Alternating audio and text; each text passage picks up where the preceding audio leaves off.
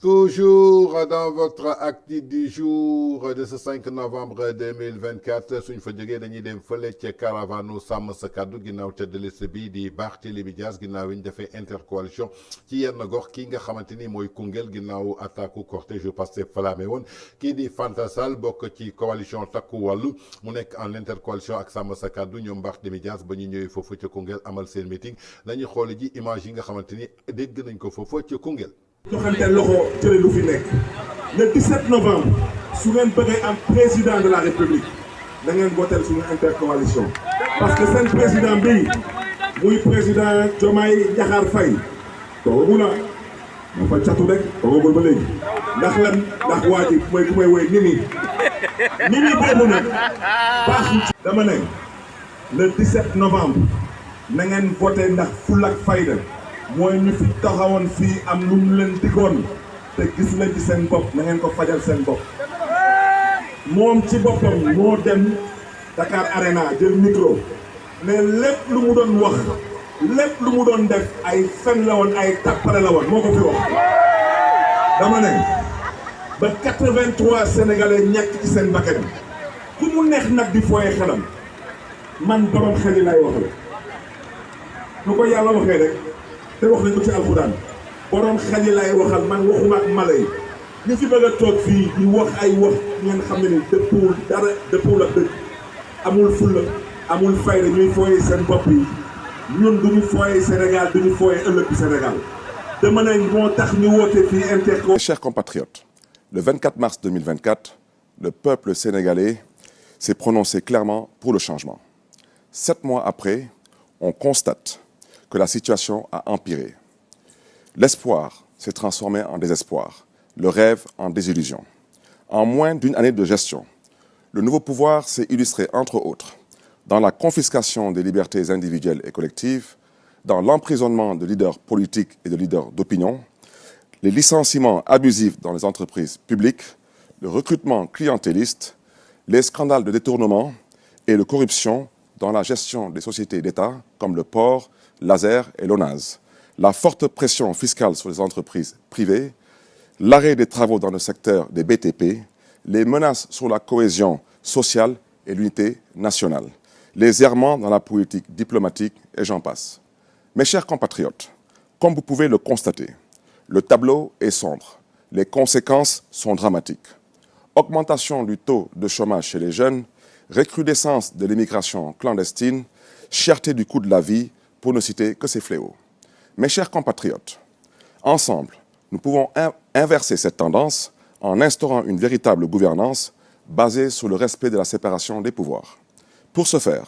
les élections législatives anticipées du 17 novembre constituent un moment décisif de clarification pour mettre fin à l'amateurisme au sommet de l'État.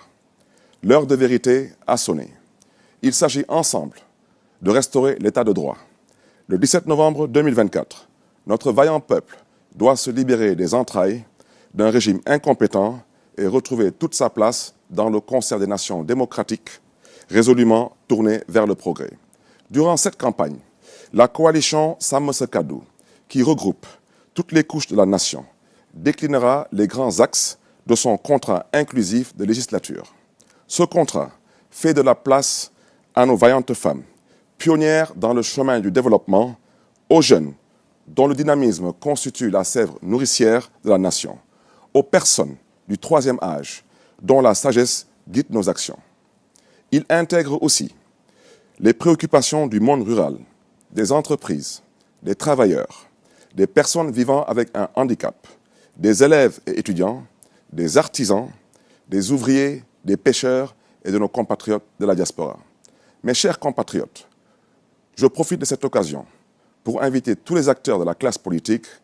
à une campagne apaisée, sereine, dans la paix et dans la prospérité pour le Sénégal. Vive la coalition Sàmm Sa Kàddu, vive le Sénégal, que Dieu vous garde et que Dieu vous bénisse.